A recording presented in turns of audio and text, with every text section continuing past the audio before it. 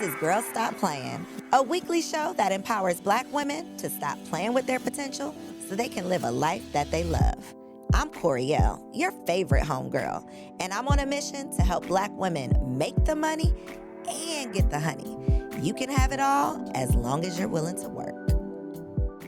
Welcome back to another episode of the Girl Stop Playin podcast. It's your favorite homegirl, Coriel, here to encourage you to stop playing with your potential and start working for what you want in life and in love. You already know I'm bringing you the information and the conversations to help you make the money and get the honey. You can have it all as long as you are willing to work. And on today's episode, I have the pleasure of introducing you to two amazing people who are making it work. We have Kenyon and Taccara Martin in the building. All of that. I need all of I that. know, We'll add you that. sound We'll add effects. that later. Thanks. So welcome to Thank Girl you. Stop Playin. Thank you. This is probably like a full circle moment because we started out in an event Yes. together, ended up at another event together, and I didn't even connect the dots that y'all are who y'all are. And when I realized who y'all were, I'm like, oh, welcome back into my life. I have to have Yay. y'all back somehow, some way. So to bring y'all up to speed, y'all know I had the Single Wives Club way back when. I hosted Single Wives Weekend, Workplace Slay Weekend.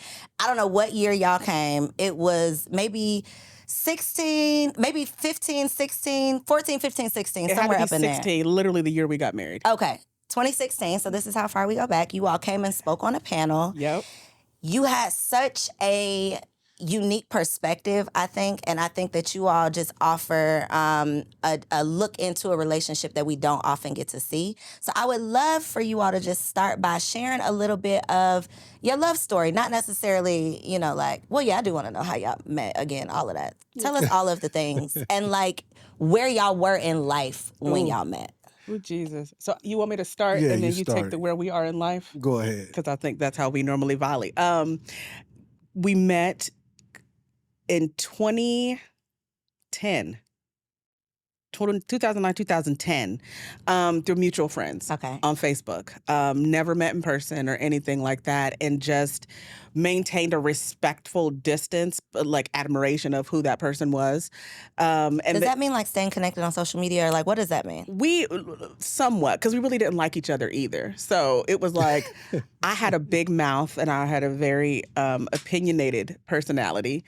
He has a very opinionated personality, except his personality and his opinions are backed by years of education that I didn't data and have. things. Like, and when people come with their knowledge and their expertise and education, yeah, they're assholes. And so we didn't really like each other at first. And so maintaining connection was really just more so like, oh, I see he got married. Oh, I got married to somebody else, and he was always putting stuff out. And he was always the guy on social media. I legit thought he was like another Derek Jackson because he was always putting out dope like relationship content. And I'm like, he a player. I already know he a player. And like, by Derek Jackson, let's just clarify, zoom in on me. You mean someone who is preaching things online and living a different life in real life? Is that what you mean? Yes. that is yes. Okay, I just wanted to clarify for the people. That is what I assumed that was his situation. And then after kind of the relationship kind of dissipated between the two of we had other marriages, like, and so after that happened,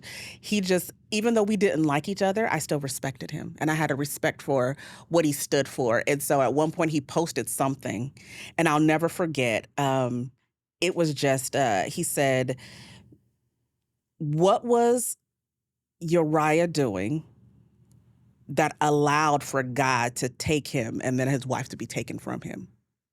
So there was like, and he was just like, there was something, a conversation that he was having online about just like, I'm not saying Uriah deserved to die, the King David, Bathsheba, that whole context. And I was just like, yo, number one, take that down. This needs to be a book. And for me, in my marketing background, I couldn't see nothing else other than you've got a book in you. You need to be writing this down. Take this down for somebody to steal your stuff. And even if we don't like each other, let's work together from a marketing branding perspective because I love what you do. Long story short, we started to get to know each other. When you work with somebody from a marketing perspective, you have to get to know them. Mm-hmm. And then he was just like, oh, I like you. And I was like, I kind of like you too. And then He proposed. And Wait, then we met in wait. person. I'm sorry. Okay. I love doing that to people. I'm like, yeah, because I was about to back you up and you like, no, this is the order of operations. What? Yeah. No, ma'am. Take us back. How? Y'all decided y'all liked each other. Yeah. And then he decided he liked you enough. There was obviously there was stuff in between there. I was going through a lot of stuff emotionally. I was going through stuff with my church at the time, with my ex-husband at the time, like all that stuff. And I was pretty much just like done with relationships. And I'll say this last part because he can take over. I was just like, number one, I'm done with relationships, but I'm done with God. I'm done with church. And he was like, you're not done with God. You're not done with church. You just need a covering. You should let me cover you. And I said, okay. And so here we are today. And I said, okay. Literally. But that's where we were. We were at a place where like we were done with relationships. We didn't want to get married again, didn't want anything. And then that's kind of. So before you pick up. Sure. There are 95.999% of women, I made that up, but watching this, that would be in this position, that has been through the things, is somewhat jaded to the point where it's like, I'm done with all of this. How did you allow yourself to say yes, to move forward, to trust that this could be someone that could cover you? Like, what was that? Was it something he did? Had he already proven himself worthy? He already showed you he was, a leader worth, you allowing him to lead you? Like, what was it? Because I think so many women miss out on an opportunity or miss out on what could be that cover because they can't even get over all the other stuff they've been through. Yeah. Consistency. He's always been consistent in who he is. Even from the time where we weren't dating, we didn't know each other. For instance, there will be times where even today, we'll get a Facebook post memory of something that he said long before he ever met me. And he said it again years later, and he just forgets that he said the same thing. Mm-hmm. And so it's one of those things like, that's who he is. He was consistent all the way through everything. And that allowed me the ability to let my walls down and to feel safe there. Because I'd never had someone that was consistent in who they were. And showing you that and not giving you any reason to doubt it. Correct. I love that. Okay, go on and hop on in. Well, I guess my part is where we were. And like she said, we were in places where we were sick and tired of being sick and tired of relationships. Both of us were. Mm-hmm. We had both been in marriages. We had both failed. We both failed multiple times, and we didn't know what was going on. And so by the time we met each other, we was honest, brutally honest. We were honest about, our attractions, but we were also honest about what we were going through, what we had been through, and what we're not going to do again. Because when we first decided we were going to date or we began to have these conversations, I was like, I'm not leaving Ohio no more. I'm just not going to do it. So if you want me, you're going to have to come and see me. But at the same time, I think we both saw in each other what no one else saw in us. It was a thing of like discovery, like having a real relationship for the first time. Like I've never been married. Like even though I've technically been married before and she's technically been married before, we've never had a good husband or a wife. We've never had a husband or a wife. And it was at that moment where we started realizing that it wasn't out of desperation. It wasn't out of watching a clock. It wasn't out of, I just don't want to be by myself. Mm-hmm. It was just that I like you. And here's what I'm willing to do. Here's what I'm not willing to do. Here's what I will put up with. Here's what I won't put up with. But at the same time, let's open up and see if what we've been building is real. Mm-hmm. You see what I'm saying? And the willingness to do that, because both of you have been through your own things. Yeah. Both of you, again, were jaded. You had still, no matter how healed or how much on your journey you are towards healing, you still have those things that sneak up that remind you of someone or something, or, that you don't want to repeat. So you are operating with that mindset of, I have to protect myself from doing this thing. And a lot of times that protection builds that wall, and then that keeps us from blessings. And so I love that y'all were able to see something in one another. But I think there's this, I think there's this conversation of not settling, which I 1,000% don't believe anybody should settle for anything less than what they feel they're worthy of. However, I do believe we have to allow for some flexibility. Yeah. So when you said I had this standard, I'm not leaving Ohio, Mhm. but I'm willing to put in the work. I'm willing to give you some time. I'm willing to see if this is worth me bending a little bit. I think so many times, and this is, we talking to Black women today, Okay. just to put that out there. Let's do it. A lot of the high achieving, successful Black women that find themselves single, you know, a little bit later in life, I think they hold on to this, well, I'm not going to settle thing, Mhm. but settling and being flexible are two totally different things. Correct. So could you speak to that woman who could be missing out on what you were willing to just give it a try? See what was there. Be willing to try again for someone who's just taking it off the table. Well, I think that, I'm sorry. No, you go ahead. Go. I think that number one, risk. In order to find love, you have to risk the opportunity to be vulnerable. And if you're not willing to take a risk, if you're bound by all these walls around you because of risk management, then you're never going to find who you really want because you're trying to lessen the blow of what could happen. You're living a life of catastrophe and catastrophizing every relationship, and you shouldn't do that. Does it take time? Absolutely. But opening up, now when I say risk, I'm not saying roll the dice on just anybody. I'm saying take small steps towards who a person is, trying to understand who they are, but at the same time having a standard of saying that this is or it is not for me, but actually watching them, actually observing them. Like I always say, leadership is demonstrable.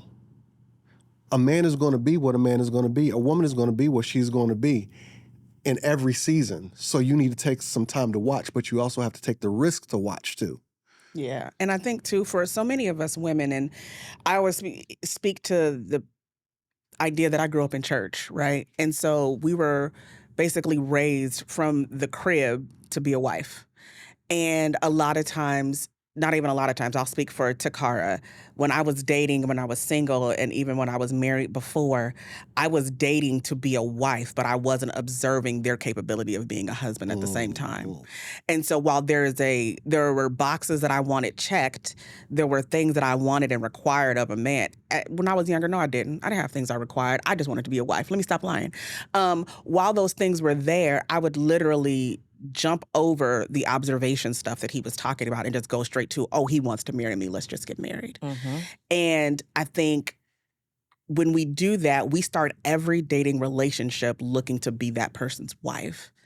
And then immediately we get turned off when something strikes us because we're already entering into it at a bad place. With the expectation. With the expectation of being somebody's wife. And so for me, and for us and what we started to do, we dated and we literally every step of the way, we gave each other an out. And it was just, hey, he would be upfront and honest. Here's how much money I make. Here's what's this. Here's what I do. I'm upfront and honest. Here's how much money I make. And he was like, you sell drugs? I was like, no. And so like once we had those conversations, we realized that there's so much more that somebody can provide that's beyond money. Absolutely. And so we, for me personally as a woman, earning six figures and doing all that stuff at the time, it was just like, I'm not going to sit here and deny myself the opportunity to experience a love that I've never had before because he doesn't make as much money as me, because he was raised differently than I was, or things like that. And at every checkpoint, we literally just said, are we willing to walk away? And as long as we walked into every situation that we were in together before marriage, because now if you leave and you dead, every situation we walked into, it was just like, once we got here, no questions asked. You can walk away if you want to. If not, let's keep going. Let's ride this let's train. And I think a lot of that comes from knowing yourselves, knowing your worth. You had already been drugged, okay? Honey. So we're not doing that again. Honey. Thankfully, and this is literally the exact same thing with my husband, we got drugged by other people. So once we got together, we had been doing it, like, we're not going to do that to each other because we've learned the lessons with other people. And I think if you can learn the lesson from other people and not lead with those lessons that you should have learned, leading into the next relationship, then I think you can grow from that. Because at this point, I'm not dating out of desperation. I'm not asking questions because I want to keep you around. I'm not having uncomfortable conversations. I'm not showing up as my real self. I'm not telling you the truth because I want to be this perfect person who I think you'll want to keep around. I've evolved past that. And I think that you all had also gotten to that place to be mature enough to say, I love you, but you can walk out the door. This is your out. I love you enough to love you without me. I love me enough to not want you here if you don't love me. That is a level of self-awareness and self-love that most people don't get to. That was a prayer that he prayed, honestly, even before we ever met. There would be times where I would go through, my anxiety and stuff like that, and he would sit and pray with me. And that was one of the prayers that I think that sticks out to me as one of the most memorable ones, that he would pray and be like, God, protect her for those who are against her. And if I'm not for her, God, protect her from me. Like, that was a consistent prayer. And I was like, oh, but Lord, let him be for me because I like him. And so, but keep him, please. Yeah, but that was literally a prayer. And I appreciated that. And this self-awareness of, I know I ain't for everybody, is really what kind of drew me into. What was your first husband like? In terms of just, are they similar? Were there similarities? Was he complete opposite? I'm just going with the theory I have here. My first husband was white, so let's start there. Let's start there. Let's start there. Okay, wait, what? Pause for the cause. Y'all be learning with me. Y'all be learning right along with me. Okay, wait a minute. Yeah, we don't speak about him. Well, let's speak about him. Let me tell you why we got to speak about him. Okay. Because there is this white savior complex. Honey. That once you go white, baby, it's all right. Like, the white man is going to treat you like a queen and he's going to worship the ground you walk on. He's going to be sensitive, and all of those things might be true. Mm-hmm. I just don't like that when that's being said, it's almost as if that doesn't exist for any black man. Like, white men are the only people who can be in a healthy, happy relationship with a black woman. Mm-hmm. So I would love to talk about why this didn't work out with this white man. First of all, he was Satan. And so I think, I was young. Okay, remember? That makes a difference. So that's number one. But I think, to just, again, full circle experience for me, I was raised by a white man. Okay. So it was a situation where my mother, so my mother and my stepdad met in church, and he was a vegetarian, and he made her, he asked her, in order to get her to go out with him, he asked her for her to fry him some chicken. And that he was no longer a vegetarian or a vegan after she fried him her chicken, right? That was their introduction, and he took care of her. She had 3 kids of her own and a nephew that she had adopted from my aunt. And so, she was single mom raising all of us kids, and this man came in, took care of us, and loved on us. Y'all, my mama went to jail. He took care of us while she did her weekends in jail. He was just the best man. Weekends in jail? Yeah, she did weekends. Wow. Yeah. In California, when the offense is not that harsh, back then, they let you do weekends. They're going to put you on punishment on the weekends. Yeah, on the weekends, so you can take care of your kids during the week. And so he was a real stand-up man. Literally, real stand-up man. Mm-hmm. So then fast forward to me being a grown-up and growing up in a very impoverished neighborhood. We were very poor. I didn't see good black men. I didn't. So for me, in my mind, I associated good with white growing up. So that was literally my experience into the church, into marriage, and seeing that from the church. So then when I met my ex-husband, he was nice, took me out on nice dates, get great things. Pam and his parents lived in this really big house, great neighborhood. I was like, I could be a part of this family. This is going to be awesome. It's an upgrade. And yeah, he was abusive. And I never got the opportunity to really become my full black self being with him. And so, yeah, beatings, pregnant, getting beat up, everything you could imagine, that was completely opposite of the man that raised me. And so that was my first lesson. And number one, you can't use someone's physical appearance and how they look just to identify who that man is going to be in your life. 'Cause listen, y'all could talk about all these black men and they ain't, if you want to, But there's some white ones out there that ain't shit either. It's just people. There are some There are people. that People, are yeah. just not good people. And to lump everybody into it, well, if I just go over here, then I'm going to get Yeah, everything no. that I want. It's probably not going to happen because that's your intention, right? And that usually doesn't work out. What were some, because of the current culture and climate and conversation in terms of these abusive relationships, these situations that women are finding themselves in, can you point to any red flags or any signs or any signals or any things before the abuse that was like signaling you that something was up? Yeah. First and foremost, it was the isolation piece. Really wanting me to not hang out with friends or family. That was the number one thing. I was, in California, I got accepted to UNLV, specific program. I was going to go to school, study, whatever. He literally went to my church leaders, who were also, that's a whole nother abusive topic as well, went to my church leaders, and they basically got in cahoots and kept me from going away to college, that sort of thing. Like, it was, yeah. So Was it a cult? I was about pretty to say, much, sounds like a call. pretty much, yeah. I've had conversations with friends that had to go and like ask the pastor, am I allowed, can I go to college? And some got a yes and some got a no. And their lives literally were determined in that moment by this man's decision. 100%. That is deep. 100%. Yeah, that's another episode because that's deep. Yeah. That is giving, it's a cult. Wow. What were your what are your parents saying during all of this?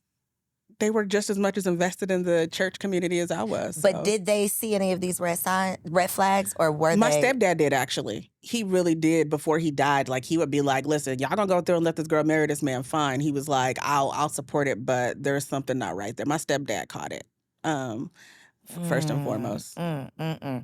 Okay.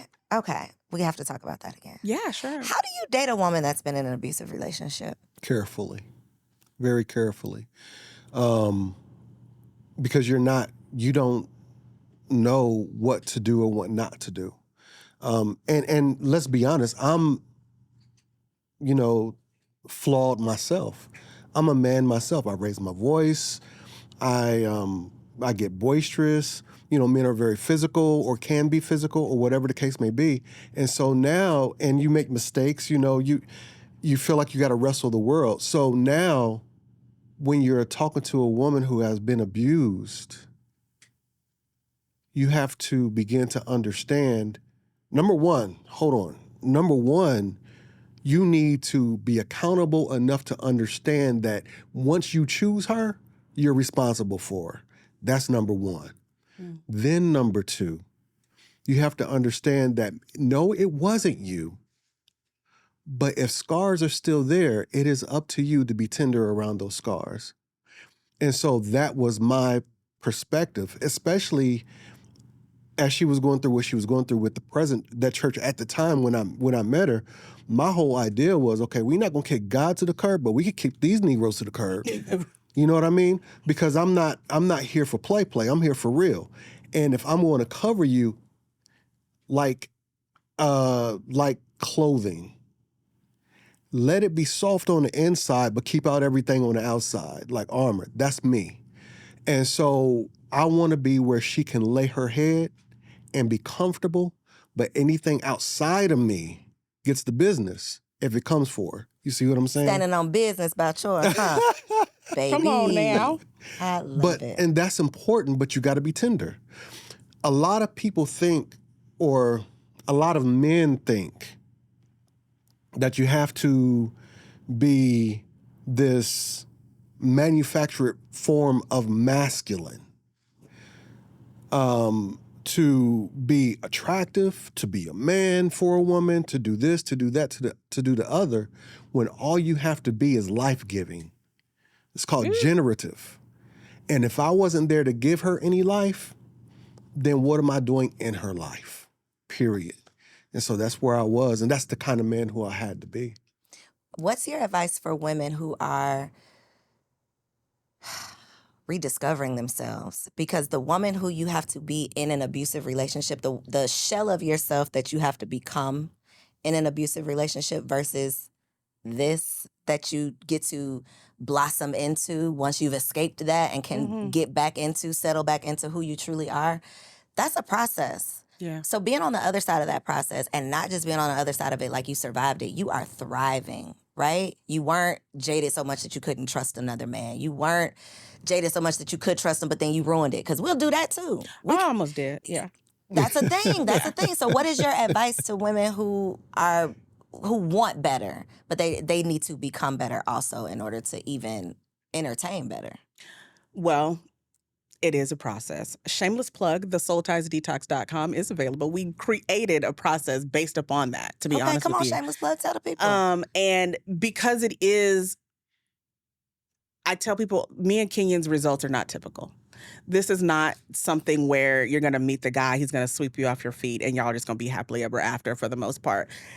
Because to your point, we can ruin stuff if we're not prepared and ready for the inevitable triggers and the healing that comes on along after that. But yeah, it starts by identifying how you keep ending up in those situations to begin with. Most of the women that we've talked to, connected with, coached, counseled, what have you, have all been in multiple relationships like that, whether it was physical, emotional, or what have you. And so the number one thing we had to do was decipher what was it that was leading me into these, what was attracting me to these, because we can't control who we attract, we can't control what we entertain. And so once I got past understanding that, and for me, it was my church upbringing.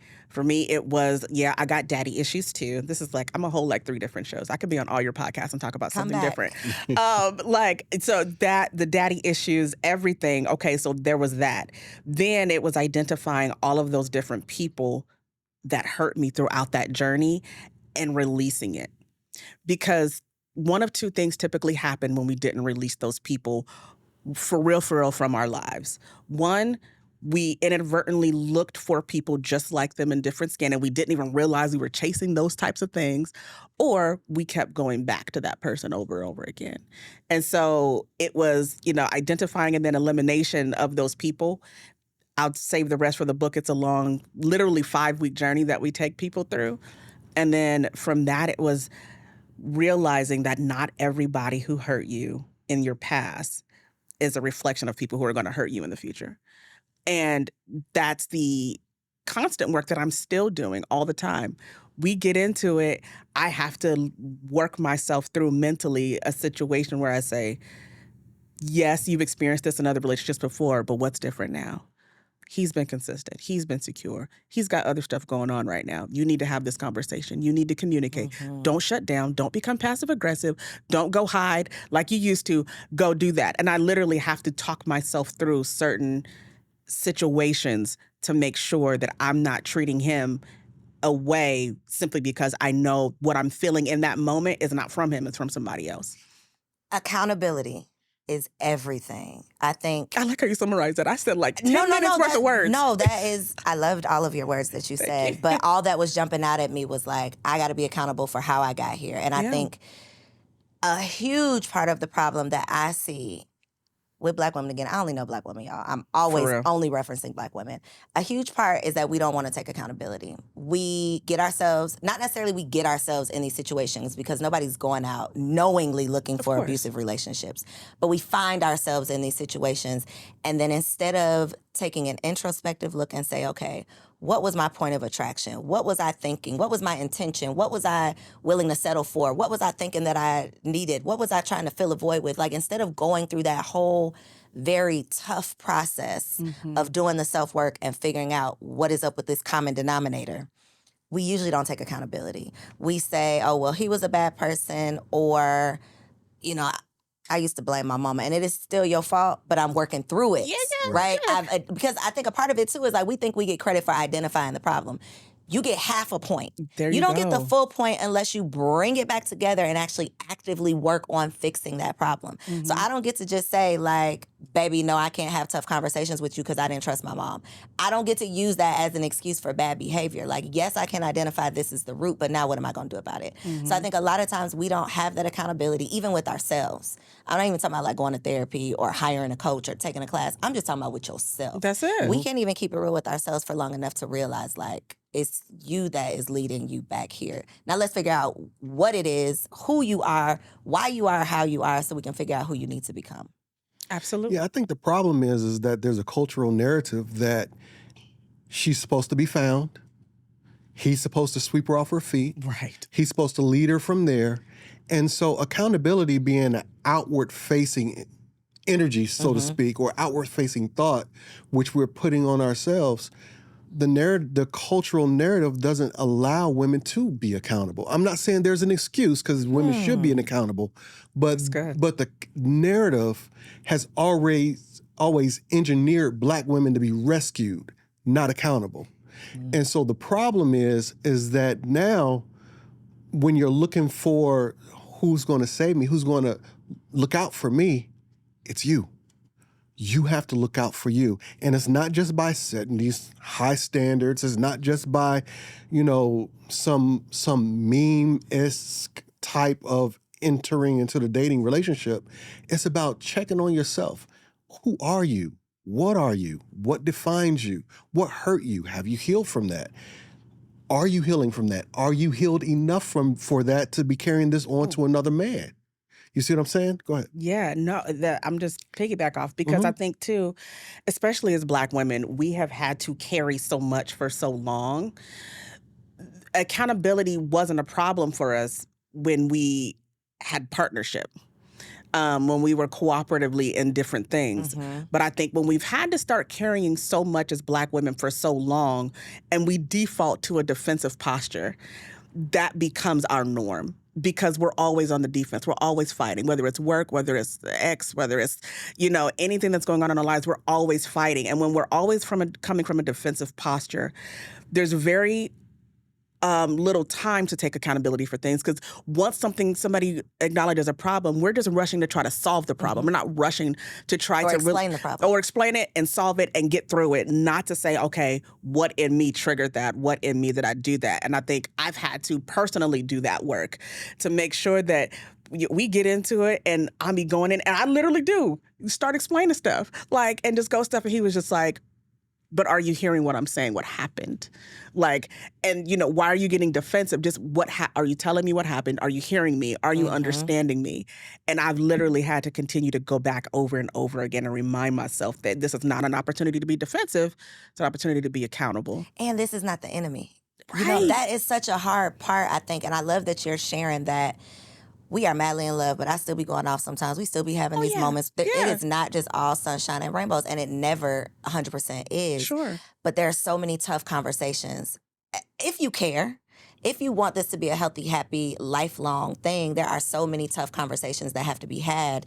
And to your point of not just being aware, not just being accountable, but willing to take action, because you could be enlightened and educated all day long. But baby, in the heat of the moment, listen, when I want to shut down and not talk to you for an hour, when I want to be passive aggressive because you should have just knew what it was, I have to check myself. And that is my point. It's even with yourself. Can you be accountable to yourself to say, you know what? In my heart of hearts, I know that you mean me well. If you married or if you're involved with someone who you truly trust, if you've made a good choice, then you should know and feel safe to know that they don't mean you any harm, that they're not just telling you something to hurt you, that, you've said that this is somebody that you're committed to because you trust them. So I think it takes a lot of looking in that mirror and being willing to look without having but, or you didn't do this, or, but I, What about when it's hard. It's so hard. Yeah, one of the things he's always said is we're each other's mirrors. And so if my mirror wants to make sure I look good before I step out of that mirror is going to tell me what I need to fix. And I'm going to be offended because I thought I looked good already. Right. I was fine. I was perfect. You don't have to tell me anything. Even though I asked you. Right. But I need you to agree. Shake your head yes. Yeah. Just How do men deal with this? Because it's so hard for me, y'all. I keep saying this, but they be calling me a pick-me on the internet all the time because I don't agree 100% with everything Black women do. Mm-hmm. Yeah, no. And one of the things they do, they be mad at me. I'm not sorry. I'm not really sorry because we got to get it together. Yeah. We all got to get it together. But I talk to Black women. The Black men are not over here, so I'm only talking to y'all. But one of the things that I always hear men say is we can't be honest with women. Y'all really don't want to know the truth. And I just be like, I do want to know the truth. Yeah, tell me the truth. And then I post a clip from my podcast, or I see a clip of a podcast where a man is explaining whatever his truth is, and there's always a rebuttal. There's always a discount to who that man is, what he must not be doing in life, where his perspective is rooted in, discrediting whatever he's saying. This cannot be his reality. the black woman is not the problem, it must be you. How is a man supposed to, like, how are we supposed to bridge this gap? Because we got to communicate. We got to come together at some point. We have to listen to each other at some point. How? I think, to be honest, I think it's going to take men to step up, because if you want to be a leader, you demonstrate that first. So you learn how to communicate that. Do black women mess up? Yes, a lot, but you don't have to have fear of being honest. Number one, there is no excuse for not being honest. There's just a way in which you should be honest, right? And then when it comes to women with all the rebuttals, the defensiveness, the argumentativeness, now, granted, because of what I do, I'm able to step back and say, oh, you're afraid to be wrong. You're afraid if you're wrong now, what it meant for you in your past. So there's a lot that's going on there. Every man isn't equipped with that. But you can be equipped with patience. If you want to be in that, venues like this is what's necessary, where we are talking to each other, not at each other. Because the energies can get crossed and you can feel like there's an attack somewhere. How should men deal with this is through patience. How should men deal with this is through understanding. And none of that is soft. All of that is based upon just a human dynamic. Like, that's a woman. She's a softer vessel. We're all cracked vessels. So if she's a softer vessel and we're all cracked vessels, even in this room where I'm being attacked, you know what? I'm going to protect her from herself. And I'm going to be honest anyway. And if she can't hear me in that honesty, maybe away from the cameras, I'll pull her to the side and say, hey, listen, this is what I was meaning by that. First of all, are you okay? We have to learn how to be men again. Men that take care of women. Not men who are defined by what we have or what we can do or how well we can do it. So there are some things on both sides. I think the whole conversation is so nuanced that we get lost in the oversimplicity of do this and this will happen. Yeah. 1 + 1 = 2, and that. Exactly. We walk around with if-then statements, computer language in our head, when really it takes so much more work. That's how we became best of friends, because I was willing to do the work. When I fell in love with her, I was willing to do the work. Does that mean I'm wrong? Does that mean she yells at me? I hope not. She doesn't yell. She does not yell, but she got a mouth though. But we don't get a chance to run into that often. Because, hey, hold up. There's a better way to have this conversation. And guess what? She does the same for me whenever I get, tipped off and I'm tilted and everything is about to go up in smoke. Hey, there's a better way to do this. It's human decency, really. Yeah. I think too, empathy. We, in our book Covered, we talk about like safety, security, trust, empathy. Whenever we've ever dealt with people, couples, whatever, and they're having issues, one or all of those things are missing. And empathy, the way we explained it in our book, is that your ability to sit with somebody and see them from their perspective.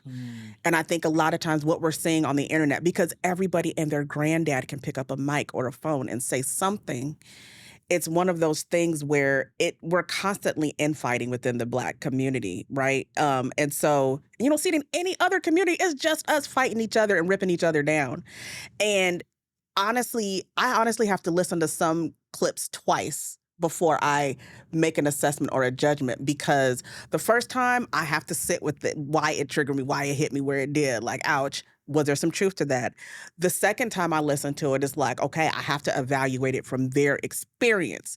Just because they're saying this from their experience does not mean that it identifies something in me. It just means that that's their experience.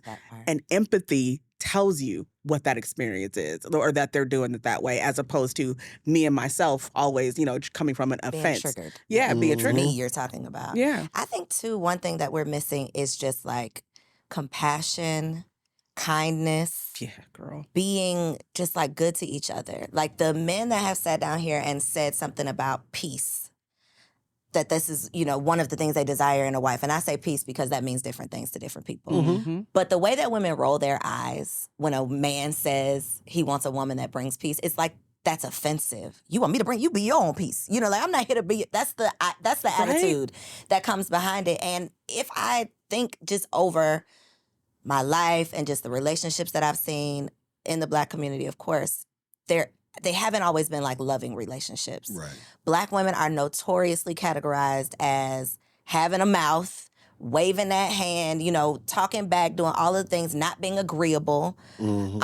And I think we have to do a better job of just like being kind to each other. That's one of the things that when I've asked men who date other cultures, white women mainly, they're saying, well, she was nice to me. I came home from work and she just had a smile. She just smiled at me. And that seems ridiculous that you could come home and your wife doesn't smile at you, but it's not ridiculous. It is the reality for a lot of people. And I think that we don't use like kid gloves with our partners. Right. We're not concerned about their feelings. We're not trying to be, we're nurturing and soft and sweet to our kids, but our husband like gets the wrath. Right. And I just think that culturally we don't have that not that love, but we don't look at our husband like that. We look at you like you just a man. Like you don't need this softness. Right. Even though that's what you want from your woman. Listen. Absolutely. But I think too, and we're a self-fulfilling prophecy as Black women when we don't see that dichotomy between the soft us and the go hard in the boardroom version of us. You can be both. You can have both. I've made upwards of $300,000 a year at one point, and I will still make this man a plate. I will still make sure that I get up off that computer and go make him food. I will still make sure that, hey, baby, I'm feeling you. All right, let's go upstairs. We both work from home. Like, that's the kind of... Lunch break. You know what I'm saying? So that's the kind of thing, like, when I am that version of me for him, I'm still very old school. I can get him to do anything I need him to do. I can get him to... Y'all be like, my man don't ever stay home. There are things that you can do for him to be home. Like, and I'm not talking about manipulating a man. I'm talking about creating an environment for your men. And I don't care how evolved I get. I don't care how evolved society gets. I'm always going to be the wife that he wants to come home to. I'm always going to be the wife that he be like, looking at me like, hey, where you going when I'm leaving the house?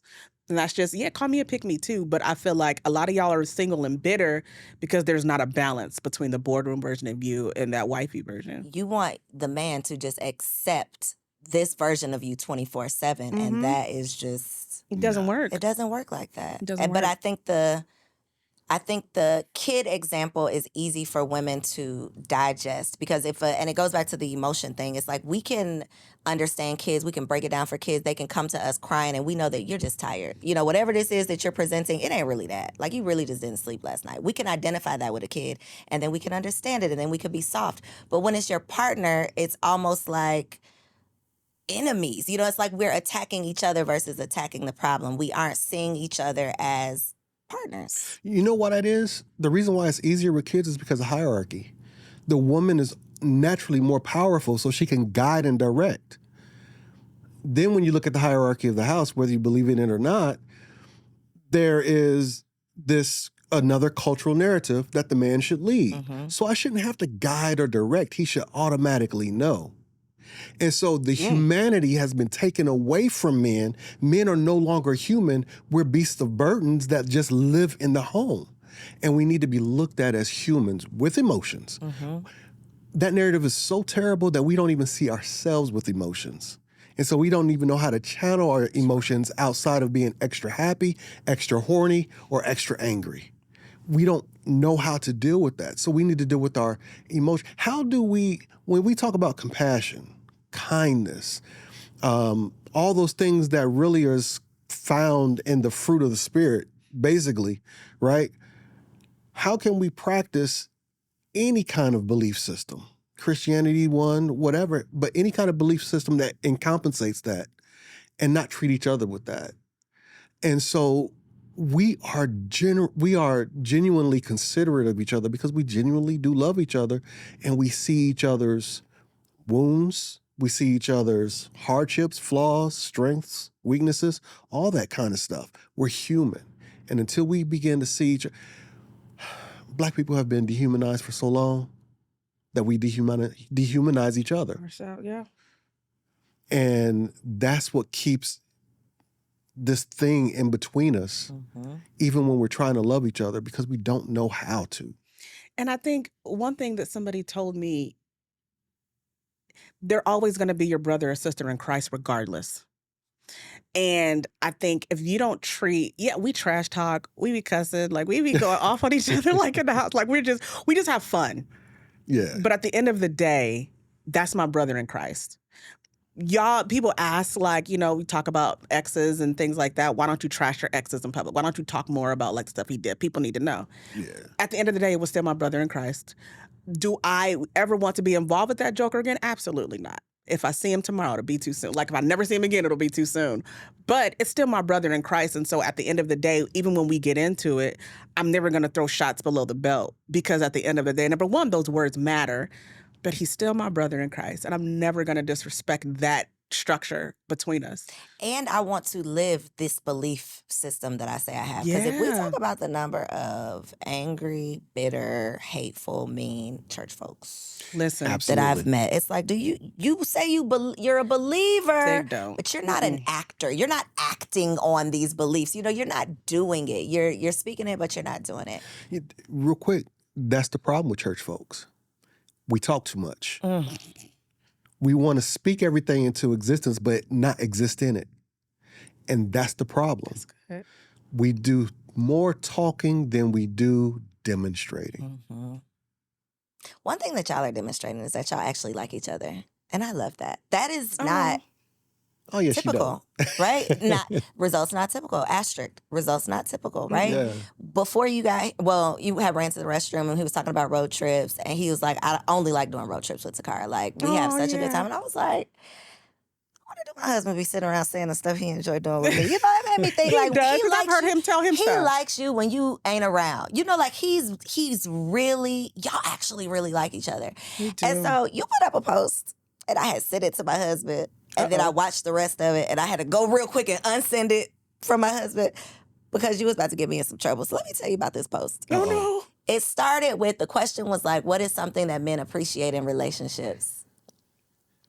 What was it? What'd you call it? Like uncommon. Yeah, like an uncommon thing men appreciate in relationships. And you started out, you're like, I want a woman that's free.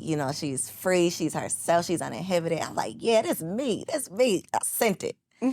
By the end of that video, he started talking about how you come asking for sex every day. I said, unsend. Wait a minute. This is about to set a standard that we are not attempting to set. God. Is that real? Is that an everyday? Is that like a 3 times a week every day? Or is that a real everyday? She Because the bar bothers is me. very high. He says I pester him. She bothers me.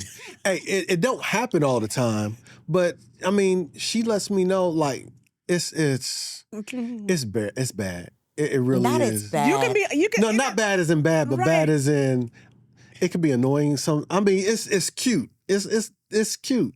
How do I? I'm inappropriate. Like, just put it like that. Like, Yeah. I'm literally the inappropriate child when it comes down to him and sex with me. Like, Yeah. And so, for clarity, this is my first relationship that I've ever actually been able to experience sexual liberality, right? So, like, Because of the church thing. because of the church thing, and it's never something that's been discussed, talked about.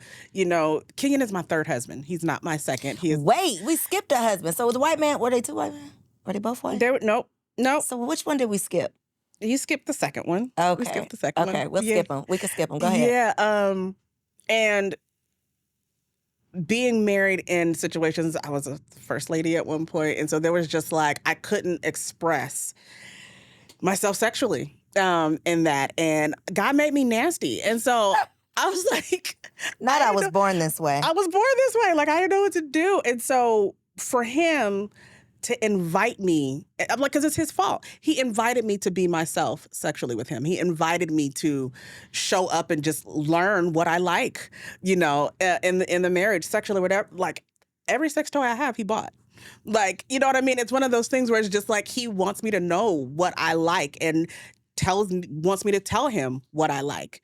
And so... And you are in a safe space. I am in a safe do space. that. And I'm 41 years old. I am in my prime. So is that real? yeah. Have you always been like this, though? No, This not is to real. this degree. No, Okay. no, it definitely got significantly worse in the last year. Girl, what you been doing? Or it just happened? You taking some It supplements? just happened. No, I didn't do anything. It just happened, and then I started writing romance too. I think that probably fueled it. We have to get around to that. Okay, Because tell us about this. How does this work? Do these stories just exist in your head and then you're just writing them out on paper? Like, how does this process work of fiction writing? it's a blend. It's a blend of stories that exist that are fictional, but it's also a blend of things that actually really happened to me, or things that happen to people that I know. So yeah, a lot of the stories that we have, like Unmasked, from a fiction podcast perspective, that was our first show that we came up with together. That's loosely based on both of our lives. And so you write what you know, and it actually helps you inform your writing better. And then it helps you speak to the audience better. And so then I had the crazy idea to give them all these characters romance novels. And so like all of my characters now at the end will get a love story. And that's what I've been working on. And since I've been writing that too, I think he's probably benefited from. So you're writing out the scene and then you acting out the scene? Yeah, basically. Yeah. Wow. Yeah. Wow. Okay. Yeah. I think we're going to drop the mic. I don't want to get myself personally into any more trouble than I already have. You think your husband's going to want you to start chasing him? My husband, we're just figuring it out. We're figuring it out. But you have babies. I think that's different. I have very small children. Yeah, we're empty nesters for the most. You know what I mean? Like our kids live outside of the home. When you were like, she's just coming to me every day, I'm like, how are y'all doing this? How are this happening every single day? No babies. No babies. Okay, that's the thing. Okay. Yeah, and there's a transition period there too. There's a very real psychological, biochemical, and mental transition period when you have children in the home and you're trying to raise the children and you're trying to deal with and older parents, both of them. Older parents that can't move around a lot. Yeah, my mom lived with us. I'm like, she just gonna hear it. Right, but it's she wild, Mom. but still, it's not something that you have to be patient for it. It'll come. It just comes in its season. That's all. Yeah, we're just not in that season. That's what I just accepted. Yeah. This is just a real sowing the seeds season. Last question though, because another clip I saw, you were talking about your experience with infidelity. Yes. Being on the receiving end. Mm-hmm. I don't think I've had a man on this couch that talked about being in a relationship and getting cheated on by a woman. Oh yeah. Did you forgive her? Is my first question. Yeah. Not only did I forgive her, I understood her. Did you feel like you were to blame? Partially. Now let's be real about this here. She made the decision. She made the choice. It was a bad decision and a bad choice. And if I'm to be honest, I was going to stay through it, but there were some other decisions that she was making. I was like, you know what? This is indicative of who you are. Pattern. Yes, it's a pattern. So you know what? And I can't live through that. But the other end of that is that men don't talk about it because it makes us seem weak. We have this thing that we say, man, I'll take your girl. Women become objects. Property. And property. And men become the stronghold of how do I keep it or do I let it go? Mm-hmm. And so another cultural narrative that we've learned. And so early on in that particular position, I really punished myself because I wasn't strong enough, wasn't man enough, wasn't this enough, wasn't that enough. I didn't do, whatever I wasn't, the not enough syndrome, right? Painful, man. It's painful. And men really do we punish ourselves. I can't say more than women, but I can say it's in a different way than women. Because I've seen women and we've coached women through the I'm not enough syndrome. But men, it's the kind of DMs and emails I've gotten from men who are straight hurt, struggling, broken down, suicidal. Just, they can't take that pain. Me, I couldn't take the pain. Mm-hmm. Hell, I lost her and a job at the same time. So I was like down bad. I was done. But I wasn't trying to not breathe. So I didn't mind rebuilding, but it takes healing. It takes, for men, it takes getting into yourself.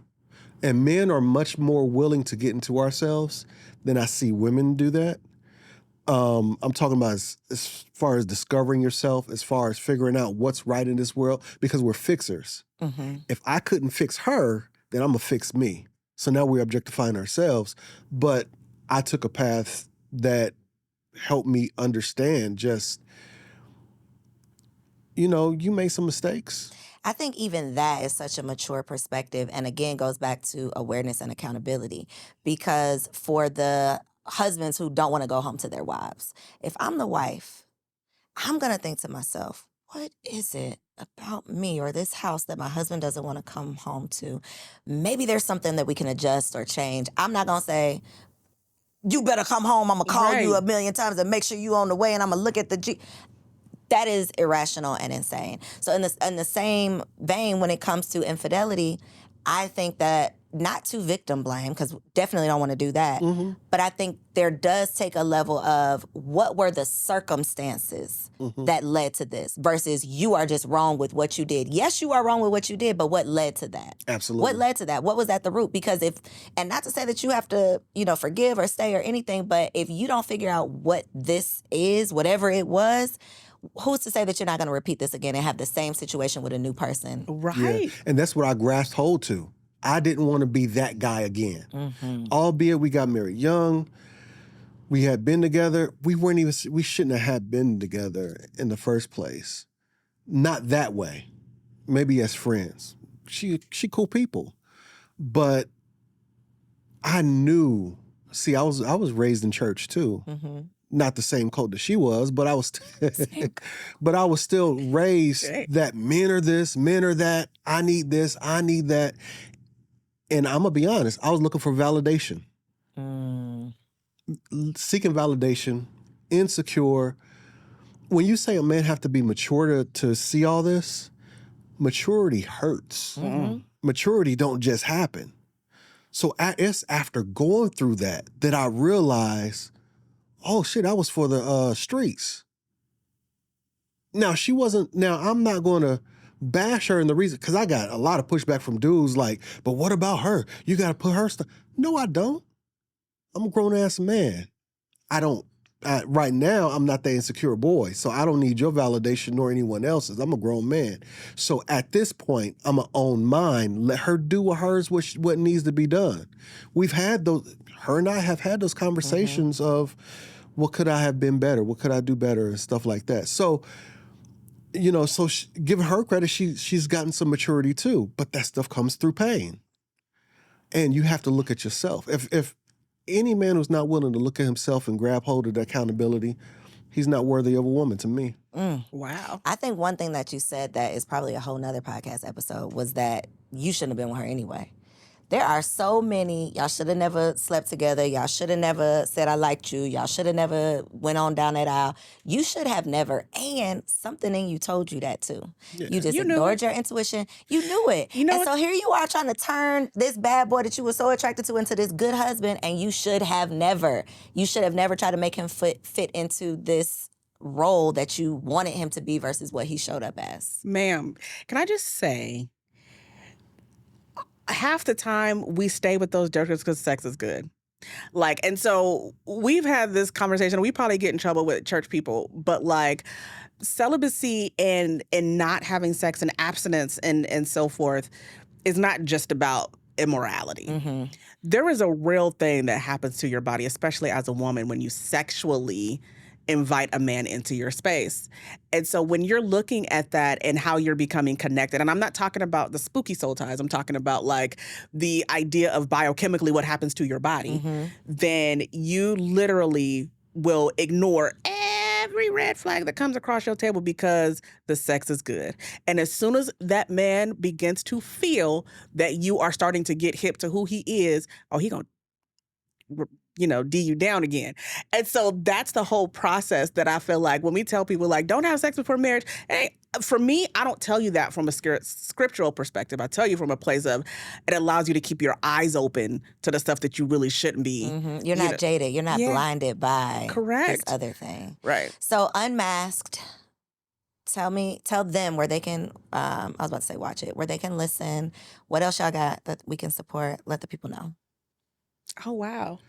So Unmasked is a fiction podcast about a Black woman who goes to therapy because she needs to take some accountability for herself. And loosely based on Taccara Martin is season 1. Kenyon Martin, the man, that's loosely based on him in season 2. So we're available everywhere you can get your podcast. It's called Unmasked. Anywhere there. We also have the Soul Ties Detox. If you're going through a breakup or you keep finding yourselves in multiple broken relationships, we've got a program. It's a book and a journal that walks you through your place from heartbreak to wholeness. That's the soultiesdetox.com. But all of the stuff for us, you could literally find at askthemartins.com. AskTheMartins.com, Ask the Martins on Instagram. Another bomb episode, y'all. Healthy, healing, therapeutic conversations that will move the culture forward. So don't just like this video. Don't just make sure you subscribe to the channel. Please make sure you share this video with a friend so that we can keep the conversation going. Thank you so much for tuning in. I'll catch you on the next episode. So if you made it this far, I just know you loved that episode.